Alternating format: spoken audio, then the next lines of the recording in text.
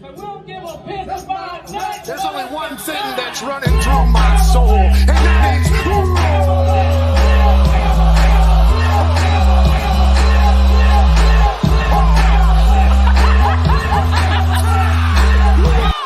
I'm just loving the new intro, y'all. I'm really loving it. Be hitting.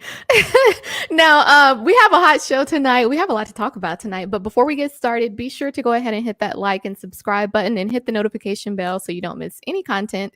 Now, welcome to Crimson Dynasty. We are one of the shows here on the Bama Standard Network. My name is Sishi, and I'm the host here. But we have two awesome co-hosts, and we always keep it real. I know I saw someone in the live chat already talking about us keeping it real tonight. They want to hear the real, so we're gonna give y'all that. But I have to introduce Dan James IV. He is the lead recruiting analyst here on the Bama Standard Network, and I'll let him promote his show towards the end of the show, and then his other show, and then also JB, who's another one of the awesome co-hosts that we have here tonight, and he's a part of another show as well on the Bama Standard Network. We do have a guest who will be joining shortly, who is not an unfamiliar face here. He's known here on the Bama Standard Network, and he has his own show on a different network as well.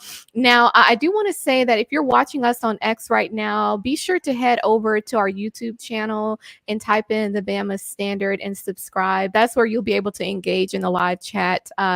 We like to see people in the live chat. We like to engage with you. And we have our Q&A segment coming up maybe a little bit towards the end. So be sure to go ahead and add your questions in the chat, and we'll be sure to get to them. Now, before we get started, I do want to shout out one of our sponsors, Lamstone Company. So if you've been looking to add a beautiful natural stone in or around your home, we like to tell you don't settle for subpar materials. Check out Lamstone Company's selection of natural stone products to meet all your project needs. Lamstone is located in Oneonta, Alabama, and they're one of the oldest, most trusted sources in the state. So contact them today and tell them that we sent you by using promo code the Bama Standard to receive 10% off your first order. So we have their website available to pull up. Let's highlight it in the banner. Like I said, it's called Lamstone Company. They're one of our newer sponsors, so we definitely want y'all to support them. You can visit their website as listed. Now, let's go ahead and just jump right into it. One of the hotter topics right now is Alabama is no longer in the top 10. Matter of fact, in the AP poll, we have dropped to number 15. So the question is, and I know some people, they don't really want to discuss this. They're just kind of like, you know what, I'm not even thinking about it right now. But I do believe that it's worth discussing. So we're going to talk about it. So are the playoffs still in Alabama's future? Not us being in the Lulu land, but us like being realistic with where we are right now, and then other teams that are ranked ahead of us. So I'll kick it off first with you, Dan, and then I'll hand it over to JB and I'll give my thoughts. What are your thoughts as far as where we are right now? We're number 15. Of course, we have homecoming this weekend against Missouri, but we still got a couple road tests. LSU, Oklahoma, and then we have, of course, Iron Bowl. So considering that, and then all the teams that are ranked ahead of us, can we still kind of wiggle our way into the playoffs? That's it, wiggle. But the wiggle, we're gonna need help. So when you're 15th, playoffs shouldn't be your focus. Now you got to take it one game at a time. You got to take what's ahead of you. You got to attack the schedule. You got to win, not just win conventionally in some game. Mm-hmm. You know what I'm saying? You lose to Vanderbilt and Tennessee in the same season. Playoffs shouldn't be a thought right now. The thought should be getting better. Winning was ahead. We got to win LSU. We got to win everything. But we got to go and win convincingly. These games we're supposed to win. Start with this weekend. So let's start with this weekend. Let's impress the people. So we're gonna have some help to move up. It takes team above us losing. So that's the situation that we put ourselves in. So playoffs is in our future, not at this moment. No. Yeah. And I'm gonna pose that question to the audience as well. Those who are in the live chat, I want to know y'all's opinion on this as well. Do you feel like we're still in the playoff discussion? Do you feel like it could be, if the guys lock in and they really get their head in the game every single week? Do you see us, maybe kind of get back into the discussion? Do you feel like those two losses are going to kind of overshadow the wins that we've had so far? Let us know in the comments. Now, JB, I'm going to pose the same question to you. Do you feel like Alabama is should still be a part of that discussion, or do you feel like we just need to kind of not think about it right now, just keep our eyes on the prize, want to know every single weekend? Well, as fans, I think we are. I mean, I think we should just take it one game at a time. Take it one game at a time. I mean, we're not technically out of the playoff discussion. We're at 15 right now, but it's a bunch of teams that play each other that's ahead of us. A bunch of ranked matchups coming up within the next couple of weeks. So we'll be able to see where everybody else ranks. LSU is a big game, but we can't think about LSU right now. We got to think about Missouri. So we got to get them out of the way. If you look at the SEC rankings at the standings right now, every ranked team is ahead of Alabama in the standings. And Vandy is ahead of us. They have to lose twice because the tiebreaker matters. Now, we did have the big win over Georgia, so that's going to hold a little weight. If we went out, we'll have that over Georgia. So other than that, I just feel like we should take it one game at a time. It is very possible that we can get in if we run the table. It's other teams who, like I say, the SEC beat up each other. So it's other teams that are going to lose. We got a big matchup, LSU, Texas A&M. Both of them are undefeated in the SEC right now. Somebody's going to lose. Then Texas A&M plays Texas. You got Texas and Vanderbilt this week. So it's a lot of big games within the conference. But we can't think about that. The players can't think about that. They have to have that 1-0 mentality. Go 1-0 each and every week. And then think about that at the end of the season. Yeah, I agree. And that's really where my mind is as well, because I look at the fact that BYU is ranked ahead of Alabama in the AP poll. I mean, we're talking about teams who a few years ago, these were the same teams that had their little raggedy fans in the stadium holding up "We want Bama" signs. Like, I remember BYU being one of those schools a few years back. So it's just so interesting to see how things have changed, if you will. But a lot of it is on the players to some degree, and we're going to get into that. But I was kind of looking at that as well, because I was thinking, okay, well, we can literally look at week to week, or we can look at this weekend. Of course, we have Missouri for homecoming, but you also have Notre Dame. They're playing at Navy. Navy is undefeated right now. Notre Dame is number 12, so that could be a game. You have Illinois playing at Oregon. Illinois is 6-1, so that's another, because Oregon hasn't lost yet. They just beat Ohio State recently. You have, like you mentioned, JB, Texas at Vanderbilt, so that's going to be, I mean, at least Vanderbilt, because I feel like with Texas coming off of this loss against Georgia, Texas is going to try to redeem themselves. They'll most likely beat Vanderbilt, so I mean, but that's still going to be a good game. But then you have Penn State. They're playing at Wisconsin, and that's a night game. Now, Wisconsin, they may not have been their best this year so far, but they're 5-2, and this is Penn State on the road at night. So, and Penn State is number 3 right now, so that could be Penn State's first loss. Like you mentioned, you have LSU playing at Texas A&M. That's a night game. Texas A&M has been playing very well. And speaking of which, we're going to talk about how well Texas A&M played against Missouri recently, because that was a really good game. They were pretty solid, and so those are really good points. Like you said, Tennessee still has to play Georgia.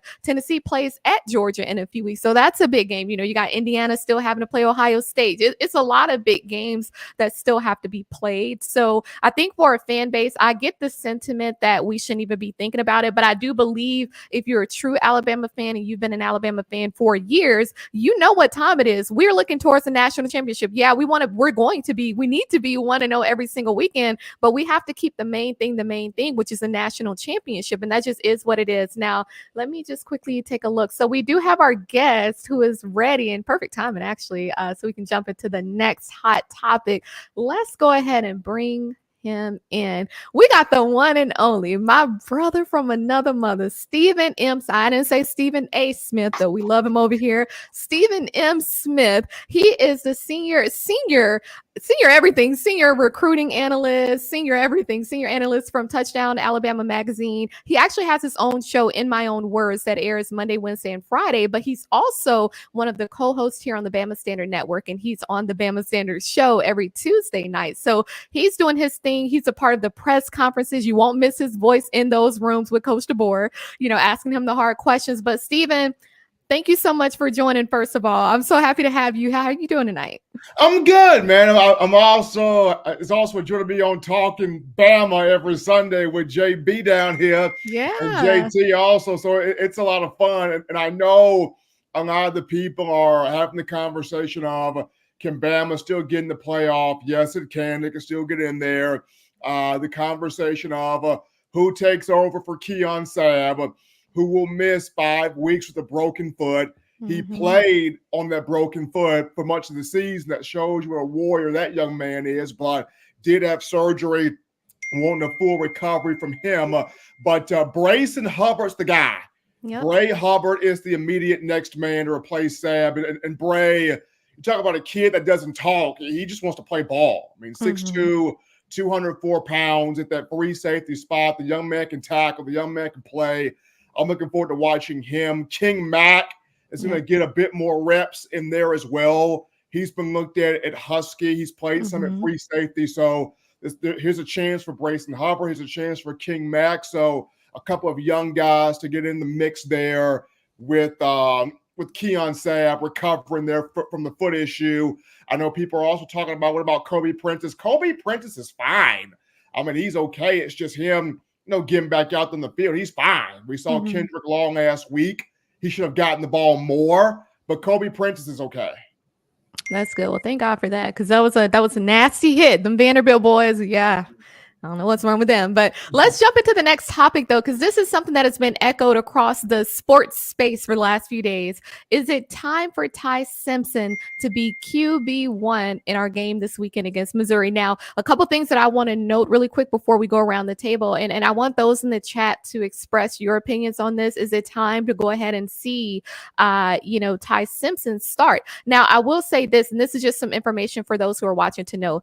2022, Ty played in 3 games. Last year, he played in 6 games. This season, he's only played in 2 games, against Western Kentucky and then also against Wisconsin. Now, against Western Kentucky, I think he was like 5 for 9, 66 passing yards, 30 rushing yards. But then in the game against Wisconsin, he had about 30 passing yards. And I feel like what I believe is that we haven't on offense, we haven't been consistent enough. You look at our game against Georgia, where we had that big lead, even against South Carolina in that first quarter, where if we stayed consistent, if we would have kept our foot on the gas on both sides, offense and defense, we should have been able to get a good enough lead to where Ty could have gotten in. He should have had so many more reps than he's had so far. And we're lucky that he's chosen to stay at Alabama, considering even last year and the year before. Now, keeping things in perspective, we've had 3 different offensive coordinators, just like we had on the defensive side. So I understand that can kind of, shake things up to some degree, but it's a shame that he's only played in 2 games so far.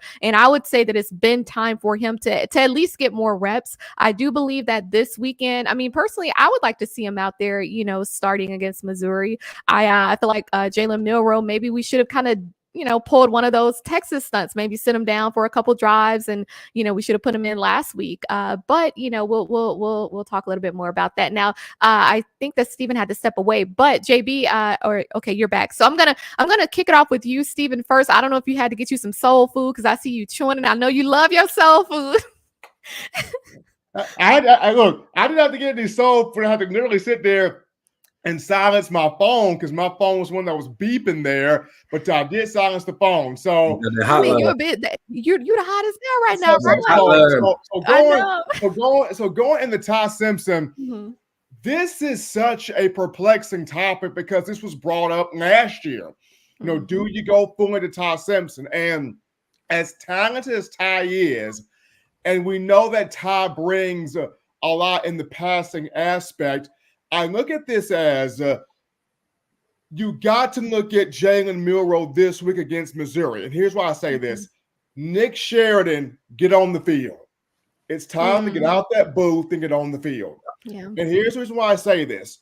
You look at when a quarterback is struggling, the main person that quarterback needs to look at is the offensive coordinator. I look at when Blake Sims struggled back in 2014, he looked at Lane Kiffin, and Kiffin had a way of saying, calm down, bring your behind over here. Let's talk about it. What you seeing? You seeing this? We're going to switch to this. We're going to flip it like this. Do you like this? Do you like that? I'm seeing what you seeing, right? So you look at now, Blake, you look at Jalen Milroe. Milroe's in the field. Nick Sheridan up in the booth somewhere. Sheridan, bring your behind down the field. You can see what Milroe is seeing. And if you're seeing him struggle, bring him to the side. Okay, I know you're struggling. Let's run this. Let's switch up this right here. Let's get a screen pass, a slant pattern, some easy completions. Let's run a run play. Let's put this behind the offensive line to settle you back in here. So I think what needs to happen this week is get the guy Sheridan on the sideline. That's what needs to happen. Okay. I like that. And I agree. And I know that, even when we had Bill O'Brien, we used to call him Booth O'Brien for that very reason, because he used to stay in that box. And so we do need to see Sheridan down on that field. Now, JB, I'll toss it to you next. What are your thoughts? I mean, do you feel like this is a game where we should see Ty starting, or do you kind of share the same sentiment as Steven in regards to Sheridan? Yeah, I'm with Steven. I know we talked about it on Sunday night talking about him, but I'm in the people who want to see Jalen Milroe. You have to keep him out there. You have to keep him out there because, I mean, if you bench him right now, unless he's injured, it's a difference. If he's hurt, he can play hurt.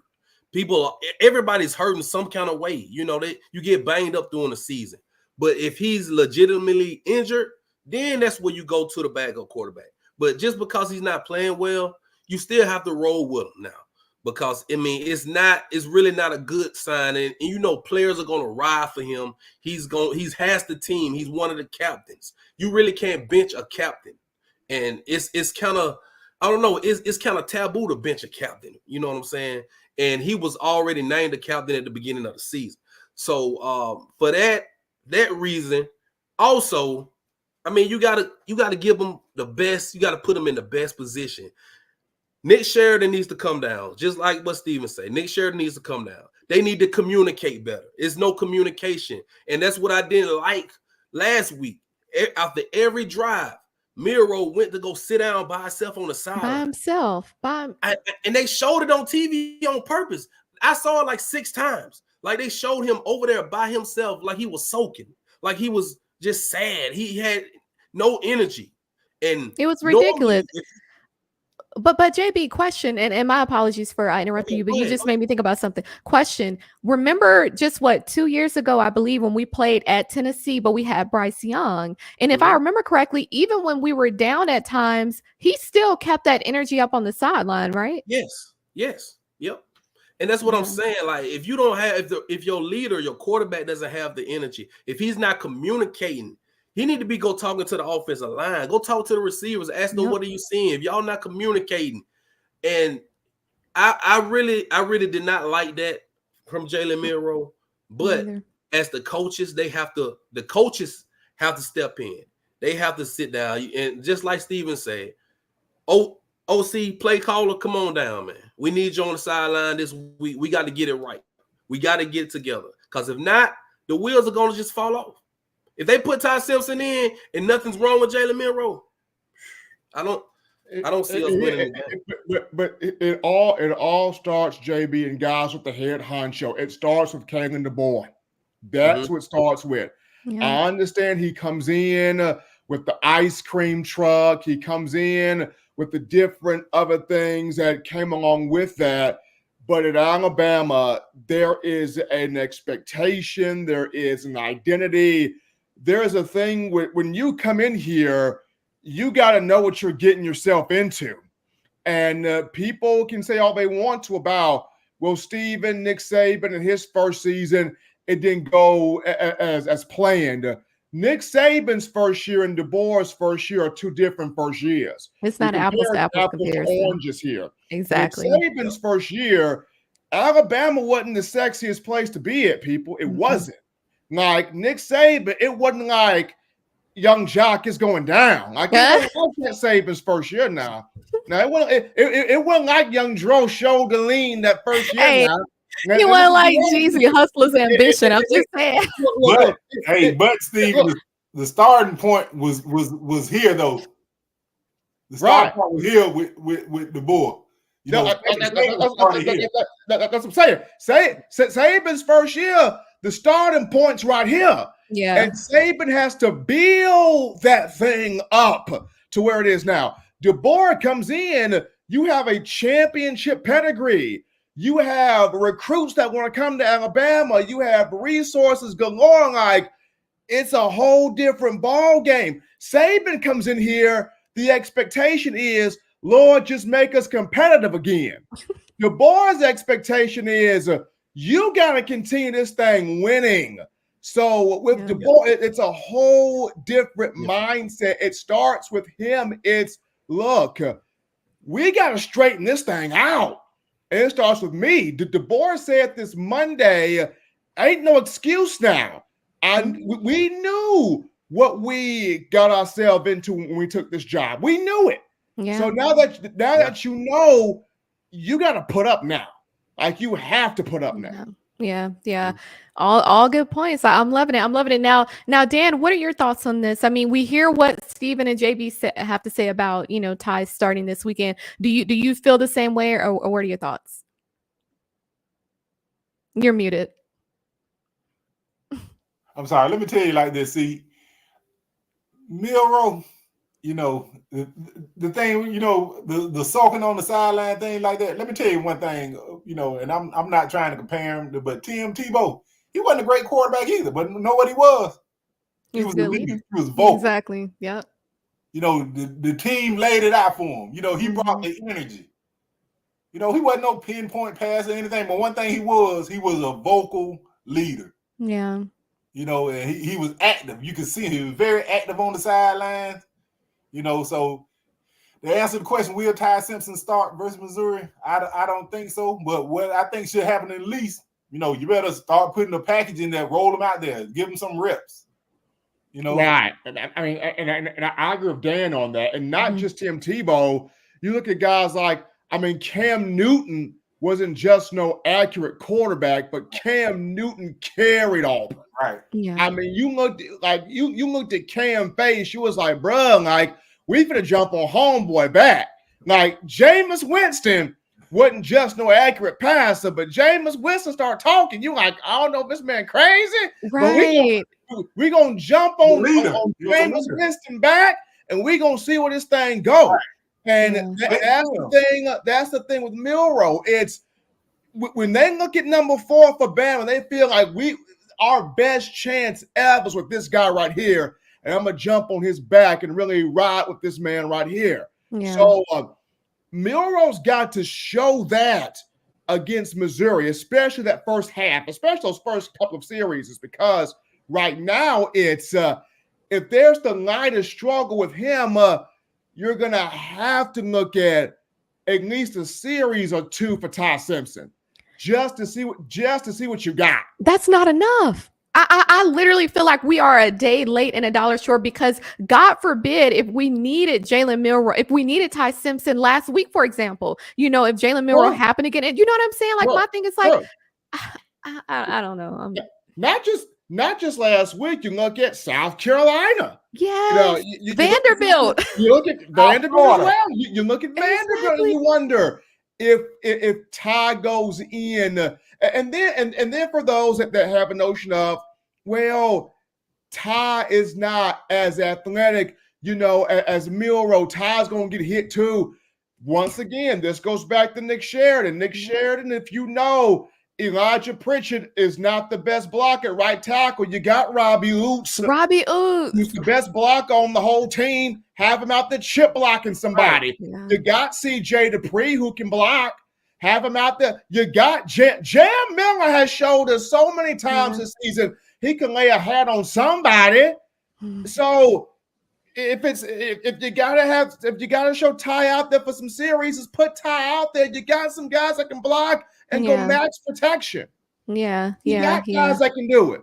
It's no excuse. And like y'all both said, we can become even be more creative from an offensive play calling perspective and have both of them out there. It's just we got to remember there a couple of years back, it was Jalen Hurts and Tua Tagovailoa on the field at the same time. Yep. Bama ran plays with that in there.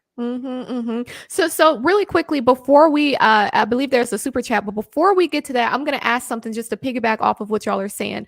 So this whole we're talking about Nick Sheridan coming out of that booth and getting on the sidelines. Stephen, with you being in those press conferences and just, the closeness that you have to the team and what's going on, have you heard that come up? Have you heard talks about him coming down to the sideline? I have not heard talks about it. That doesn't mean it doesn't happen. Okay. I mean, this could legitimately happen on Saturday, but nobody has not really gave a finalization of Nick Sheridan's coming down. I feel like that needs to be the move. You can have Kane Womack up, and you can bring Nick Sheridan down, because right now, the last 2 weeks, your offense has struggled. Yeah. Yes, last week your defense didn't play like world beaters, but that Alabama defense did enough to win that football game. You force 3 takeaways. You hold Dylan Sampson to 35 yards rushing. You get off the field 4 times out of 5 on 3rd down. Yep. You shut Tennessee out the first half. You win that football game. So Jalen Mbakwe got his first pick of the year. You win that football game. Yeah. So the last 2 weeks, the offense has been the struggle. Me personally, if I'm Kalen DeBoer, I'm either having Nick Sheridan on the field, or for crying out loud, I'm calling this offense myself if I'm Kalen DeBoer. He's an offensive guy. I'm calling this offense, and I'm putting the clipboard in Jamarcus Shepard's hands, and I'm saying, Coach Shep, you and I are going to run this. Yeah. Like, I would just make Nick Sheridan kind of a QB coach, and I would look at Coach Shep, hey, Shep, you and I are going to run this. I like that. I mean, look, we telling them what they need to do at this point, and it's so unfortunate because a lot of us got behind these new coaches, early on, just to support them, you know what I mean, and just to show that, hey, we're buying into the system. But we need Coach DeBoer. I understand that he's a different personality than Nick Saban, but if you're going to be the head coach, you have to show, for one, that you actually care. I mean, you can't expect the players to have a different fire that if you don't have it, I've been one to say this, and I've said this. We know he's not Coach Saban. We get it. We know he's not. But when Coach Saban wasn't yelling, mad, breaking stuff, he was trying to be mellow and super chill. We, as the consumers, was like, wait a minute now, this ain't Coach. Right. And it took Miss Terry against Mississippi State to go, baby, get mad, yell, cuss, break something, do something, baby. Miss Terry got that man back to where he needed to be at, right? Yeah. So I look at Miss Nicole DeBoer. Miss Nicole, tell Kaylin it's okay to get a little fired up, to get a little out of character. It's all right. We are not going to get mad at your man. We are not going to get mad at your husband. As a matter of fact, we're going to applaud that man because he sat there and got a little bit out of character. That's just me. I don't know if Miss Nicole DeBoer can. Miss Nicole, hey, if you can hear this, baby, let him know. Get fired up sometimes. We'll be behind it. Exactly. Hey, y'all heard it. Look, somebody can reach out to Mrs. Nicole. We need to let her know. Look, get like that fire. Now, we saw a little bit of that in the game against Tennessee. I believe it was a bad call. We saw it. It's there. That's what I'm saying. It's there. Just pull it all the way out of them. It's there. It's there. Just pull it all the way out. Look, being nice don't win national championships. They don't. We didn't win them natties from being nice. Coach Saban wasn't nice. Look, Saban wasn't nice. Kirby Smart ain't nice. That defense didn't have no candy stripers. You think Aruba was serving soup at the kitchen? No. You think Jumping Al was sitting there? No. These were straight killers. This was eat or be eaten. This is, look, I'm going to eat my food and take yours. How about that? So you want your cornbread? Exactly. Look, don't have us acting up. I want those in the chat to answer that question as well. Do you think it'll make a difference to have Coach Sheridan on that sideline? What do y'all think about that? Let's address any super chats right now before we roll into the next topic. Let's see what we have. Shout out to LA Miles. Saban was given the keys to a Pinto. DeBoer was given the keys to a Bugatti. I mean, two different, and that's the thing people have to realize. I feel like we have to. Period. Point blank, blank, period. period. Like Yeah. this is not an apples to apples comparison. I get so tired of seeing people say that, and I'm like, you have to think deeper than that. It's not the same. The level of talent was completely different. Yeah, I mean, but we don't have to go, because honestly, that's gonna be a whole different rabbit hole. But like LA Miles said, shout out to him. It's two different Right. things. You're talking about a Pinto and Bugatti. I mean, no Thank you, compare. LA. Y'all not even in the same parking lot, honestly. Shout out to Don Parker. My question: since when is it part of the Alabama standard to have Big Worm pull up in his ice cream truck? What Oh, happens to the man. coaches instill in discipline and Hold holding on. players accountable? No, Hold you on. showing that. Doug Parker literally threw this in here Not to Big ask Worm. me what I had on the 8-track playlist today. He literally threw Friday in there. Not Friday. Oh my goodness, man. Oh man. But man, well, he threw Big Worm in there. But I'll say this. I think, and I don't know why it takes certain, like having 2 losses before November to wake this Alabama team up, but it's starting to feel like, okay, the loss against Tennessee has started to hit these players like, okay, this is real. We need to be doing something. Now, you should have been doing something the whole time. Yeah.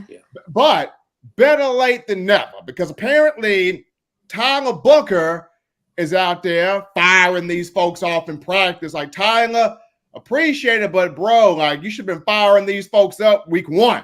But you're doing it now. So, like I said, better late than never. You have CJ Dupree Tuesday sitting here, them 2 losses, man, unacceptable. We beat ourselves. We got to do the little stuff.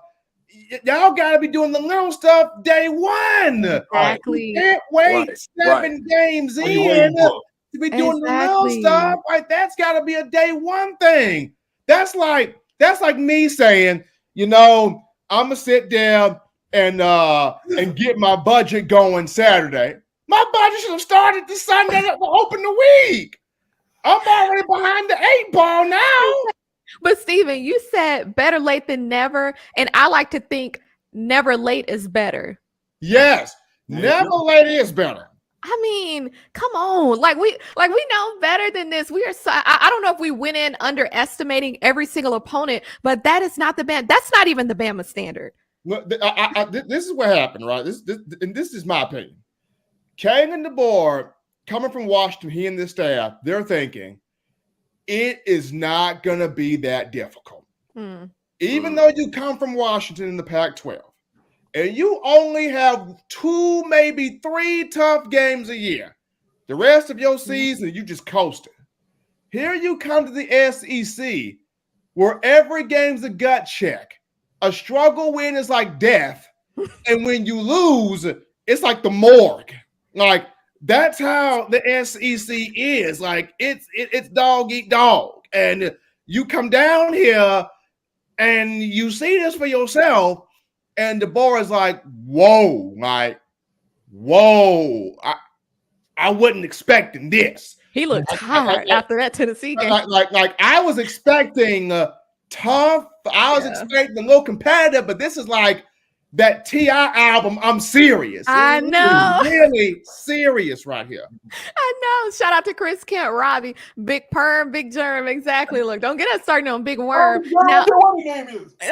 Exactly. Look, for the sake of time, because we could literally sit on this for the rest of the show, but I want to make sure that we touch on at least some of the other topics. I really want to jump into how does DeBoer win back the locker room, right? And I'm glad that we touched on some of the coaches, because I wanted to mention a few things that have come up today, actually. So one in particular, our defensive coordinator, Kane Womack, his name has actually been floating around for the head coach position at Southern Miss. So that's one thing, I think that we keep that in the back of our minds, whatever that means, whatever that looks like, that's something for us to think about. But another one, Jamarcus Shepard, our wide receiver coach. So he had an interview today, and he was because there's been a lot of talk about, Jalen Milroe targeting Ryan Williams about basically 20 times last week against against Tennessee. And he basically was saying that Jalen Milroe was not forcing the ball to Ryan Williams in that game. He said that, and I quote, I'm going to make sure I quote this correctly, we distributed the ball to where it should have been going all week long,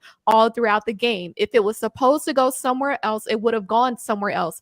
Remember that, because I want to get y'all, those in the chat, to put your opinions regarding that, and then I'm going to go around the table on that as well. But then Coach Sheridan, he made comments as well today, and this is what he said. He said, we're always looking at utilizing all of our personnel that we have who can give us the best chance of winning, practices the best. And so that's something I want y'all to keep, because you can, if you read between the lines, you can kind of understand what they're getting at. So I want to get y'all's takes on this as far as, one, how does DeBoer win back that locker room? Because there is an element of that when we hear about what's going on behind the scenes with some of the so-called leaders. That's what actually upsets me the most, because you have certain guys who should be who going to be entering the draft, and you expect them to step up big time in the locker room and to literally lead by example. It shouldn't be, oh, well, if Jalen Milroe doesn't play, I'm not going to play. Because I thought that at Alabama, I thought that our goal is to win a national championship. It's not about a specific player. You can have all the loyalty that you want, but if it's not getting you a W at the end of the game, then there's a problem. So I don't understand that, because my thing is, you should be entering the draft, this upcoming draft. Your mindset shouldn't be, oh, well, if he doesn't play. No, I want to win. Whoever is the best player for the job. That should be the mentality for true leaders. And that's the thing that bothers me the most with what I'm hearing with certain guys, especially a couple of them in particular. It's very disturbing, actually. And I really hope that they get it together, because that's not the Alabama way. I don't care that Coach Saban isn't there anymore. It doesn't matter. This is Alabama. It doesn't matter if it's Coach Saban. You still play to the standard, and you think to the standard, your mentality. Now, I want to get your takes really quickly. I'm going to start with you, Stephen. I'm going to go to Dan, then JB. Stephen, what are your thoughts on the comments from Jamarcus Shepard and then Nick Sheridan? And then also, how does DeBoer win back the locker room? Well, it's definitely very telling, because you now have to ask yourself, is Ryan Williams really the best receiver in the entire room? Or you ask yourself, are there guys really getting open and they're not being seen? Mm-hmm. Caleb Odom was getting open in that game. Caleb Odom was not being seen. Mm-hmm. That 6'5" young man was highly upset. You look at guys like Emmanuel Henderson, who works his tail off. Mm-hmm. He's not getting enough play. You look at guys like Cole Adams, who works his tail off. Yep. And he is not getting enough play. You look at Kendrick Law, who only got, 4 touches throughout the game. And yes, I know he had the boneheaded mistake in the fourth quarter. That was the end of the game. That was the end of the game. Yeah. So here's my thing. Guys are getting open. If you look at the all-22 cam, guys are open. Mm-hmm. It's either they're not being looked at, or the ball is not being distributed accurately to them. Those guys are getting open on the football field. Yeah. It ain't just Ryan Williams getting open. And Ryan's a tremendous talent. Other guys are getting open. Other guys are showing themselves to say, hey, I'm right here. You even seeing tight ends getting open. As big as they are. But you know what, Stephen? I'm glad you mentioned Caleb Odom, because ever since he committed to Alabama, I've been a huge supporter of him. First of all, we literally moved him from tight end to wide receiver at the start, before the season started, for a reason. So why do we only have him out there blocking? That makes no sense. As big as he is, we should be, because he's not just big, he's fast. We should be utilizing him. And for Milroe, as long as he's been at Alabama, and for him, he should be going to the draft this year. Why he's not seeing these guys? The progressions ain't looking right. I mean, I just don't get why it seems like he's kind of going backwards, you know? Starting off with Caleb Odom, this was the biggest frustration that Bama Nation had years back with O.J. Howard. Mm-hmm. As big as O.J. was, as talented as O.J. was, it's like, why is 88 not getting the ball? Yeah. And it wasn't until the playoff of the 2015 season that Lane Kiffin finally looked to the other side of the play sheet and went, oh, I do have a 6'6" tight end? Yep. Oh, I didn't notice. Mind bomb, get him the football. And then you finally get him the football and you see, oh, OJ can play. He always could. Exactly. You were just oblivious to the fact that he could play. Mm-hmm. It's the same thing with Caleb Odom. Jamarcus Shepard literally pulls this man from the tight end room and says, you are going to be a receiver we are going to use you. I go back to the Rose Bowl prep week. Bama took on Michigan last year. Michigan was so fortunate that Caleb Odom couldn't play in that game because that kid was just mossing people in the Rose Bowl prep. Then you go from spring ball to summer workouts to fall camp. The guy just continued to impress out there. So if he's that impressive, which I've seen it for myself, he is, why is he not getting the ball? And on the jump ball pattern, you throw a jump ball to 5'11" Ryan Williams when you got 6'5" Caleb Odom on the other side, to where you have to throw it pretty to Ryan Williams. You don't have to throw it pretty to Caleb Odom. Just throw that puppy up there. He's 6'5". He's gonna get it. He's gonna get the thing. So that's the issue. It ain't the fact that the ball goes where it's supposed to went to. No, there are receivers running open, and the eyeballs are not hitting that receiver to get that receiver the football. Yep. It's your eyes are, and then if there is still a problem with Milroe seeing the entire field, here's what you do. You scheme the play to the side of the field where that play is going to go to, and you make sure, hey, this is where that play is going to. You read this side of the field if he can't read the whole field. Yeah. Look, we need to clip that, and we need to send it straight to Jamarcus Shepard, because I didn't really like his response. I understand being political in a sense, but I didn't like that, because my thing is we need to call a spade to spade. I'm not willing to see us lose another game. I'm not willing to see that. We're not going to sacrifice this season because people want to be soft and they want to be everybody's friend. We need to call it for what it is, and we need to fix it now, today. This is I've said this. Difficult people get the vision across. Difficult, tough people. You may not like them. You may not like their living guts, but they get the vision across. I've been in some tough businesses with some difficult people that I didn't care for, but them jokers got the vision across. Easy people don't get it across. They get walked over. Sometimes, for lack of a better term, you gotta be a butthole sometimes. Nick Saban was. Look. Kirby Smart ain't the easiest person to deal with. But they respect him, and they know what the expectation is. They respect Lane Kiffin and Steve Sarkisian. As controversial and as crazy at times as they are, them two jokers get the vision across. You even go down to A&M. Mike Elko ain't friendly. Look at what A&M's doing right now. Way better than Jimbo Fisher, sorry behind. Even though he got $76 million to sit on a boat somewhere, Mike Elko getting the vision across. I agree, Stephen. Look, you about to have me fired up. You about to have me drive to Tuscaloosa tonight and call an urgent team meeting and tell them, like, if y'all don't want to do this, just go home. Like we literally had Reggie Ragland on the Bama stand last night, and Reggie's just sitting here going, "Just do your job."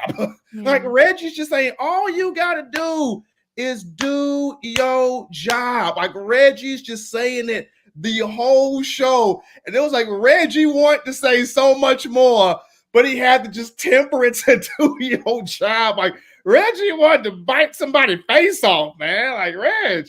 It's that simple. It's that simple. Yeah, gotcha. And really quickly before we get the next super chats, Dan and JB, any one of you had anything that you wanted to say regarding Jamarcus Shepard and Nick Sheridan's comments? And Dan, I'll go with you first, just because I see you smiling, kind of hard, and I think you got something to say. That's something, it's similar to, what President Bush said after 9/11. You're just trying to say something to calm the masses. Yeah. That's what it was. That's what I took it as. I mean, come on, man. It's much more there. Everybody can see it. You know what I'm saying? Yeah. It's, the building is shaking. You know what I'm saying? That elephant in your background? That's the elephant that's in the room. We see what's going on. Yeah. No. I like that. JB, you had something else? No, go ahead. Okay. No, Okay. I was just gonna say that was a bull jive answer that Coach Shep gave, and I love Yeah. Coach Shep. He's my favorite coach on the staff. But you mean to tell me the ball was supposed to go Ryan Williams' way 18 times? You mean to tell me Miro was not supposed to go through his progressions and see you got guys wide open? You got the running back right in the flat wide open. Come on, That man. game plan was flawed. Yeah. Yeah, And they're that wasn't the game plan. it was, and they're but my thing is like they have to hold him accountable because that's what it seems like, you know. But here is the worst part of the game plan. And for some reason, I do not know why God will not let me get this mental picture out my head. But you mean to tell me part of the game plan was you running a quarterback sneak and you got two receivers imitating jump shots like they Jordan out there? What was that? Really part of the game? And then Coach Sheridan, there's nothing out that we didn't coach. Come on, man. You coached that mess. You really coached that mess. You really called this. We gonna run quarterback sneak and y'all two receivers. All y'all gonna step. Woo! That's what you called. Like that was part of the protocol. Like you literally flipped the play sheet over. We gonna run quarterback sneak and y'all two perimeter guys fading. Like is that That's unacceptable. That's unacceptable. It was ridiculous. I'm like, what is this? Okay, let's get the super chats really quickly, and then we'll jump into our next topic. So, shout out to Will Morris. Is this Bill? Yeah, that's Bill. Shout out to Bill. Shout out to Bill. I want to make sure. I got to make sure you're the same Bill that I remember from just last year and the year before on Touchdown Alabama. I think that Ty Simpson will chart, but I doubt it will happen. In the meantime, I'll have a popsicle. Okay, we'll call Big Worm. We'll get that popsicle. Shout out to Don Parker for another super chat. No, we, the real supporters of Bama football, don't want to hear more gonna do speeches. This team hasn't been right except for one quarter this season, Will, and that was a game against Georgia. Let's see. Shout out to Damian Owens. Thank you. Start Ty Simpson so Bama can start back playing team ball. There you go. There you go. Shout out to Don Parker again for another super chat. Milrow going backwards. Pass protect always suck. Well, I try to be nice, Don. I mean, you know, I'm trying to be nice. I mean, once again, Coach Chris Cap, you got Robbie Oots, have some max protection, man. Like, what's wrong with having some max protection, man? I mean, other teams do it. Why we not doing it? Right. You know. They do. But really quickly, let's shout out our other sponsor, WhitwillSports.com. We always tell you that your game day is not the same without a title towel. JB, Dan, if y'all got it, hold it up. You know, we usually say you got it. You got to hold a title towel up. Be sure to order yours at WhitwillSports.com and use promo code STANDARD to receive an exclusive discount. Now, Stephen, how are you on time before we talk about our game this weekend? You know what? I got a few more minutes. Let's get into this game right here. Let's get into it. Okay, so really quickly. So just for those who are watching who may not know, Missouri is number 21 right now. They're currently 6-1, and they're ranked, I believe, 5th in the SEC. Now, it was announced today that their top running back, Nate Noel, will not be playing this weekend. So that's huge. That's really huge for Alabama. It wasn't mentioned why, though, at least when I read about that. So that's very interesting that they're starting running back, best running back. He ain't playing. So He's I will. Got a foot. Foot injury. Okay. He's got a foot issue. Okay. But he is their best runner. 503 yards rushing this season. He's averaging 83 yards a carry. And then the quarterback, their quarterback this week is doubtful for the game. That report has just come up. So interesting. It's going to be very interesting for Mizzou. So I mean, if they can have. If they can have the quarterback playing this week, that'll be better for them. But not having Nate Noel, who really opens up their offense. He opens up Luther Burton. He opens up Theo Weiss Jr. He opens up that passing game. So not having Noel hurts. But if you're not having the quarterback either, then that's going to be a real issue there for Mizzou. It is, and I'm glad that you mentioned that. So it's also good to note, though, in just putting this into perspective, they had about 4 games that I would consider notable. So they played Boston College, they won that game by 6, and in these 4 games that I'm going to mention, the largest win that they had was by 6 points against Boston College. They beat Vanderbilt, they won by 3 in 2 overtimes. They lost to Texas A&M, of course, but then they beat Auburn by 4 towards the end of the game, which was last week. So it's worth noting that, Boston College, their run game was horrible, totally ineffective. And the fact that they only won by 6, that Missouri only won by 6, that kind of says a lot, because their passing percentage completion was horrible as well.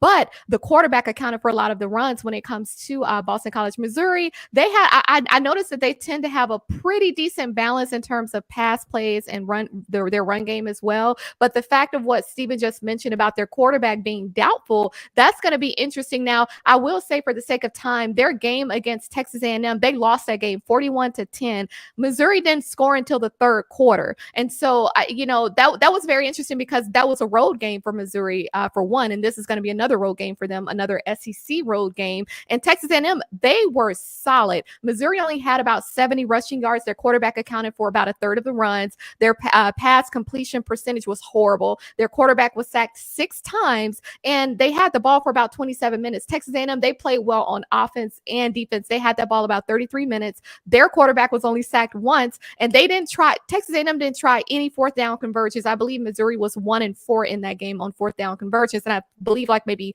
3 or 5-15 when it came to 3rd down conversions. So they didn't play well at all on the road. As far as Missouri, Texas A&M did really good. So one thing to note, Missouri, like I said, they didn't throw any interceptions in that game. I believe they only had maybe 2 fumbles that were lost or whatever, given over to the other team. So that's just really interesting to just think about the ball protection. So if their quarterback is doubtful, if we don't know if he's going to start, that's going to make me curious what those numbers are going to look like, because he's only thrown 1 interception in this season, from what I understand. The last time we played them just a few years ago, and actually I think the last few times we played them since 2012, we've won. So it's very interesting just to kind of see how well they've been this year, in a sense, but then how that running back that accounts for most of their rushing yards and their quarterback, if both of them do not play, we can blow them out. Now you kind of want to see your quarterback play just to see the changes that we're able to make and what that looks like. But it's going to be interesting. And actually, I'm going to start with you, Stephen, just for the sake of time, because I don't know if you're going to have to leave soon. What are your thoughts as far as us playing Missouri this weekend? And then who do you feel from Alabama has the most to prove in this game? I feel like I know your answer, but give me someone on offense and defense. I feel like this game, you got to establish what you are as a football team. For 7 weeks, we really don't know what Alabama truly is. We know they can make an explosive play here and there, but you really don't know. So this week against Missouri, you've got to establish that. So offensively, the guy that I want to see offensively is I truly want to see Justice Haynes. I truly want to see him in this run game really, really go. Nick Sheridan, stop being allergic to run the football. Run this football. You're not going to have success in the passing game if you do not run the football in this conference. Run the football. So that's offensively, I want to see Justice Haynes. Defensively, I want to see Justin Jefferson. This kid lights people up on defense. This kid is an eraser at the linebacker position. He gets downhill. He sticks his nose in the trash and blows it up. And I want to see more of that young man out there. Brayson Hubbard as well, with him getting this shot here against Missouri with Keon Sapp recovering. But I want to see Justin Jefferson. The kid blows stuff up. And I like when a linebacker can blow stuff up. So yeah, I want to see more Justin Jefferson. I like that. JB, really quickly, what are your thoughts this weekend regarding our matchup with Missouri? And then who do you feel like has the most to prove in this game? I think we need to run the ball. I agree with you, Stephen. Missouri is not a good team that stopped the run. Like we mentioned, Texas A&M ran them over. Auburn had some success running the ball. But we're going to have to sustain drives. We can't run the ball and average 2 yards a carry like we did against Tennessee. And that's for everybody who's saying we need to run the ball. But if you average 2 yards a carry, you can't run the ball. Because if you run on 1st and 2nd down, guess what 3rd down is? 3rd and 6. Obvious passing situation. So you're going to have to get 4, 5, 6 yards a pop to be able to run the ball successfully. So I think we need to do that. And if Miro, I mean, if you want to run some RPOs, if you want to bounce on the outside, do some of that. We use the running backs. You have to use them. Keep them boys happy. And I need Tyler Booker to keep that same energy. The offensive line, y'all need to open up some running lanes. I didn't see a lot of running lanes open up against Tennessee, to be honest with you. I saw a couple of them for Jalen Milroe to one. Yeah, but he's a quarterback. See, that's what I'm saying. Running back for a called running play. I didn't see many holes. I saw the one on the goal line when Justice Hayes ran. He walked in the end zone. That was really the only big hole I saw. But I think they get the job done this week. I don't think we see a lot of targeting Ryan Williams 20 times. I think he gets the ball out quicker. I think he gets it to different people. I think we see a different Alabama team coming off a loss, coming into this big game where it's all eyes on us this weekend.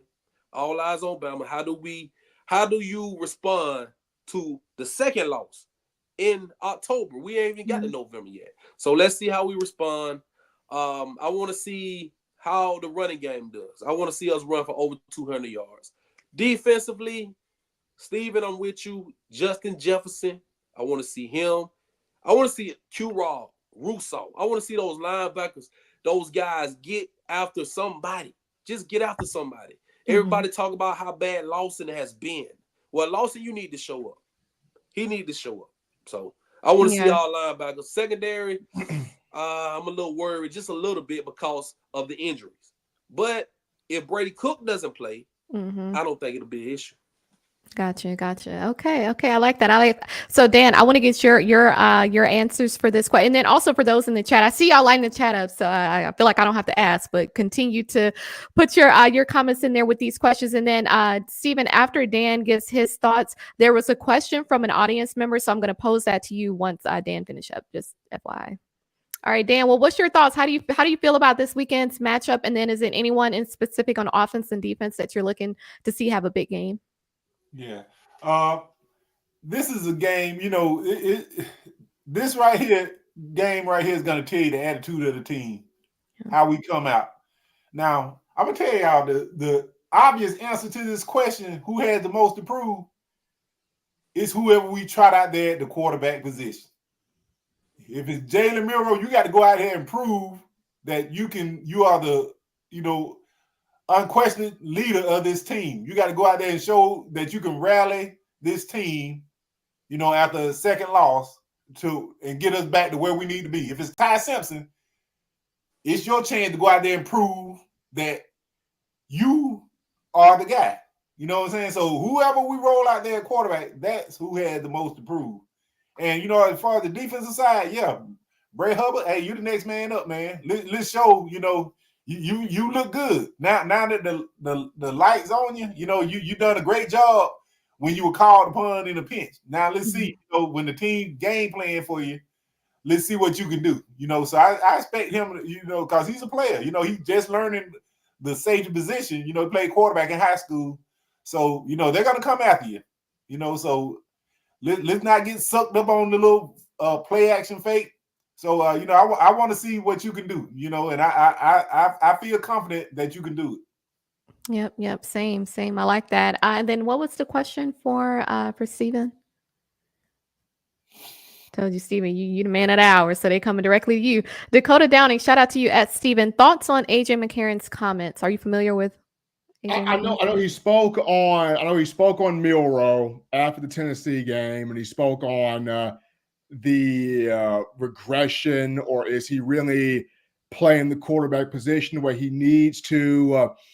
And AJ has never shied away from taking on controversial topics, controversial conversations. The one thing for me that I want to see from Milroe is, like Dan mentioned, you lead this team. Like, you lead this team by your actions. You lead this team by your play. By your attitude. You lead this team by your attitude. Yeah. You lead this team by every means necessary. Because what a lot of people understand is it was the quarterback's that weren't just uberly talented that won national championships. Greg McElroy wasn't uberly talented, but GMAC has a national championship. AJ McCarron wasn't just uberly talented, but AJ was just a mental edge winner. And he's a 3-time champion, 2 times as a starter. Jacob Coker wasn't uberly talented, though he had big size, but Coke got a national championship ring. Mac Jones, the same deal. National championship ring as a starter. You look at the guys that were of major talents as starters from start to finish, there's no championship ring for them. Whether it was Tua Tagovailoa, didn't win a title as the guy from start to finish. Yes, he won in helping out Jalen Hurts, but with the spotlight on Tua as the guy, didn't get that done from start to finish. Though injuries played a role in that. Bryce Young, the same thing. Bryce Young, incredibly gifted, Heisman Trophy winner. And whether it was Bill O'Brien or whatever the case may have been, Bryce does win a national championship from start to finish as the guy. For Jalen Milroe, for you to silence so many people, this game, as Dan mentioned, you roll out there as the guy, you have got to show I am the quarterback that from start to finish, as uberly gifted as I am, I can take this team and win a national championship with it and offset that narrative of, well, Alabama can't take the incredibly talented quarterback and win it all with him. I like that you mentioned that. What was that, Dan? You need to get a little anal. Get anal. That's one thing the quarterbacks had that won the championship. They were anal. What'd you say, JB? No diddy. Hey. I know it. Hey, I guess you got to say that nowadays. You know better than that, Dan. Oh, yeah. You know better than that. You're right. So did. Okay. Well, let's finish it really quickly with this. We want to make sure, like you said, Justice Haynes. My biggest thing is our Jam Miller and Justice Haynes. These are 2 of the best running backs in the nation. We don't need I don't know if this is what's happening. I don't know, but I feel like for Jalen Milroe, you don't need to ball hog. You don't need to try to make big plays yourself as far as your legs. We know you can run on those QB design runs, but make sure Justice and Jam are getting the ball. That is what they do. They're good at it. We need to give them the ball. It's no reason why we shouldn't be. Jalen, as I drop out of here, Jalen Milroe, don't be Kobe Bryant number 8, but be Kobe Bryant 24. 24. Both Kobe's were good. Yeah. Both Kobe's got their jerseys retired, but that Kobe number 24 understood, I don't got to take 30 shots a game to win. Yeah. That Kobe number 8 was like, I'm taking 50 million shots, and I don't care if I airball every one of them. But that Kobe 24 was like, I got goons around me. Exactly. And I can dish it off to them and let them go out there and make some shake. So Milroe, be Kobe 24, and it'll all answer itself out. So I like that. I like that. Ain't no IN team. All right. Well, if you have any shows or social media that you want to promote.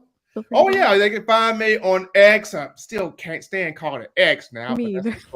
I'm on X at Coaching M. Smith on X. I'll be at the game this weekend on Saban Field covering this for TDA. So hopefully they provide your boy with some good food in there, and that we put an outstanding football game in there. Most importantly, JB, I see you laughing at me. You always talk about food, Steve. Look, man, you gotta hook me up. Look, JB. All you gotta do, man, is get in contact with the boy Aaron, or if not, I'll just drop you in my backpack, man.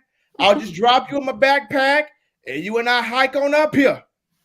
I'm gonna hit your phone early Saturday morning. Yeah, just drop in the backpack. We just hike on in there. But yeah, I'm looking forward to this weekend, guys, because this game right here sets the tone for the college football playoff committee. Is looking at us now.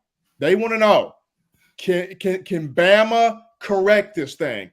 We got a chance to show the committee, to start off, we are one of the best 12 in the country, and not just one of the best 12. We're one of the 12 that can host a playoff game. Mm-hmm. So the message to that committee starts Saturday. and we got to start sending that message. I got you. I got you. Look, it's been a pleasure. We love having you on. You got to come back on soon. Have fun at the game and roll Tide roll. Be safe, Steven. I will be safe. You guys keep killing it over there. Roll Tide. We gonna try. 100, Steve. All right. Really quickly before we drop, because I know that we're a few minutes past. I want to get shout out to Jeff Merriman. Look, these super chats, y'all doing it tonight. Shout out to you, Jeff Merriman. Thank you for the super chat. Milrose is an outstanding athlete, fastest man on the team, but you cannot miss receivers like he does at times. Also, players need to do their job, tackle, block, stop dumb penalties, and have some class. That's all we're saying. Like, are we asking for too much as a fan base? I don't believe we are. So, but really quickly, Dan, I want your score predictions for the game. And then also, who are your players of the game, offense and defense? Score prediction. I'm going Alabama 24, Missouri 14. Hey. Players of the game. I've always said Jalen Milroe is going to be this week. He's going to be Ryan Williams, and on defense, I'm giving a little love to my guy Tim Keenan. Okay. I like that. JB, what is your score prediction and players of the game? And then also those in the chat, drop your score predictions and your players of the game. I'm going Bama 35-17. Player of the game, I'm gonna go Jam Miller. I go Jam Miller this time. I think he gets a couple touchdowns. If we run the ball well, he goes over 100. But I'll just pick Jam Miller. And on defense, I'm gonna go. It's hard to see. I'll go Jahad Campbell. I'll go Jahad Campbell on defense because I want to see him step up. I want to see him do well.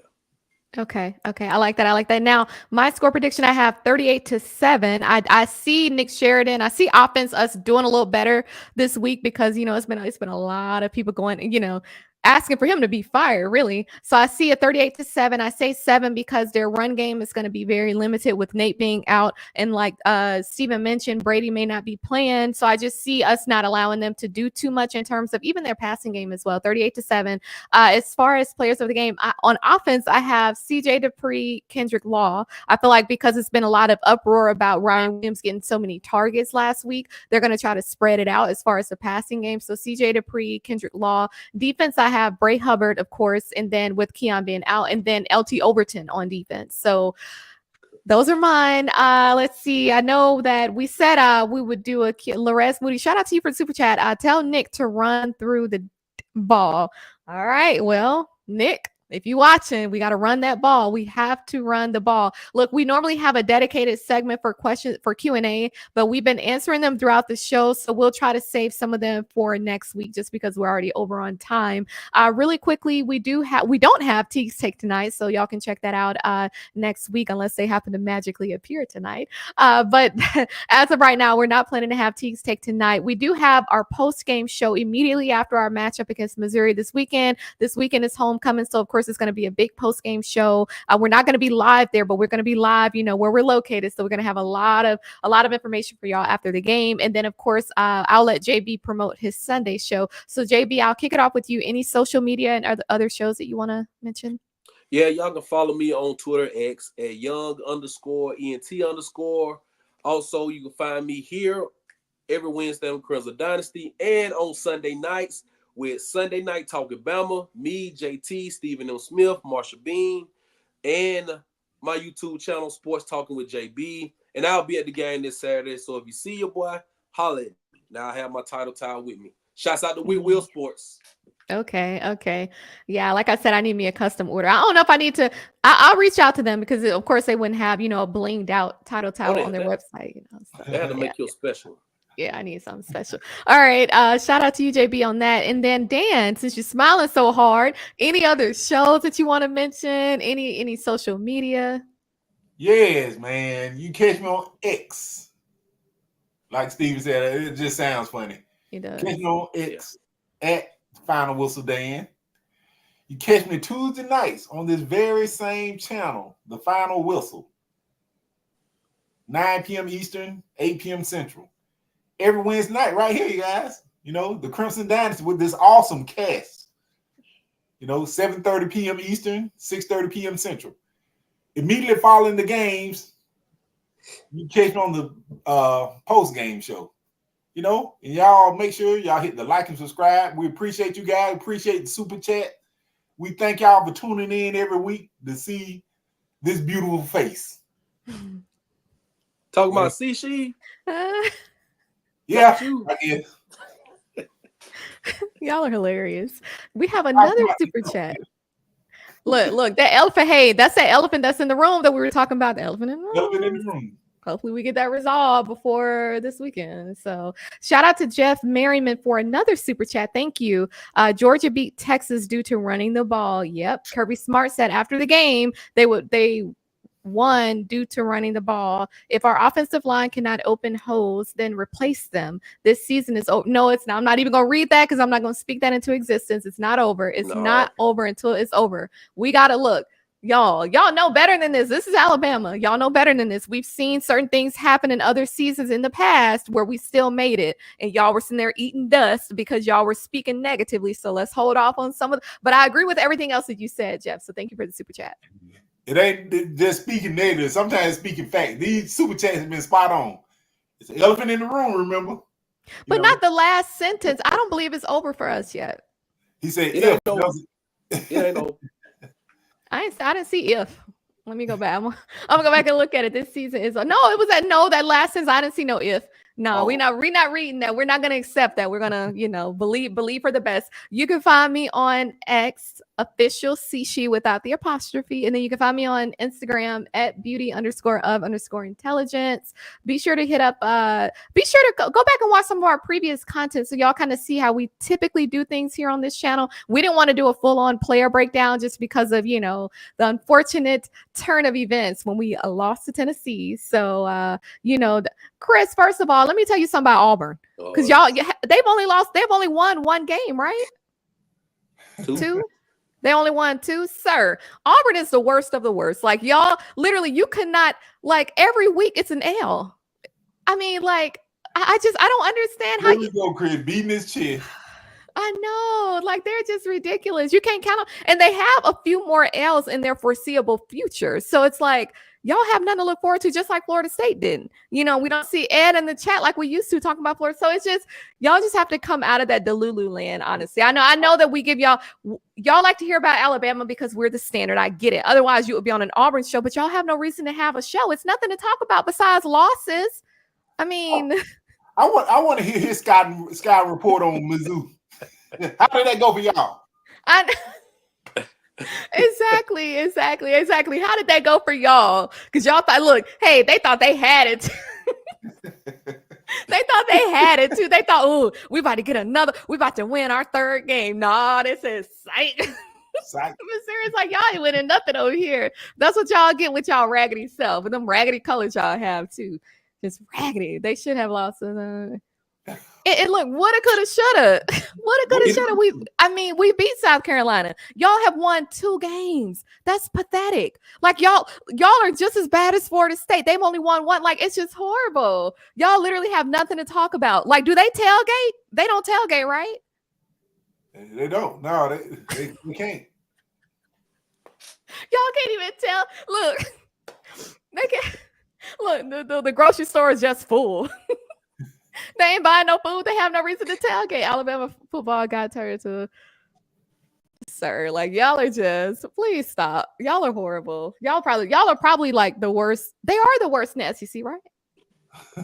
They're at the very bottom with Mississippi State. Dang. They share the bottom part with Mississippi State. So disgusting. Shout out to James Hall. Thank you for the super chat. We really appreciate it. Shout out to Monica Petway, always showing love. Everybody, even you, Chris, always talking about raggedy Auburn. It's not even worth the discussion. You tune into any sports show, big or small, no one is talking about Auburn because it's expected for y'all to lose. How can your standard be failure? Yet you show up every week to talk about something that you have nothing. You can't talk about wins because y'all don't know them. You can't speak on something that you know. Nobody. Huh? You can't flip on anything and find anybody talking about Auburn. I mean, it's literally nothing to talk about.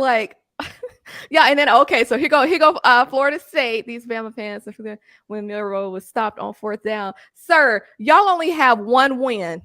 I mean, that's the worst of the worst. You mean to tell me that Vanderbilt is better than Florida State this year? Middle Tennessee? So I mean, y'all are the worst of the worst. Y'all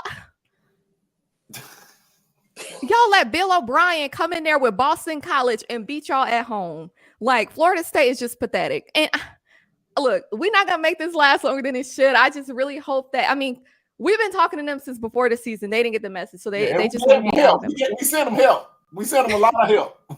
Exactly. We sent Florida State at work. Still ain't work.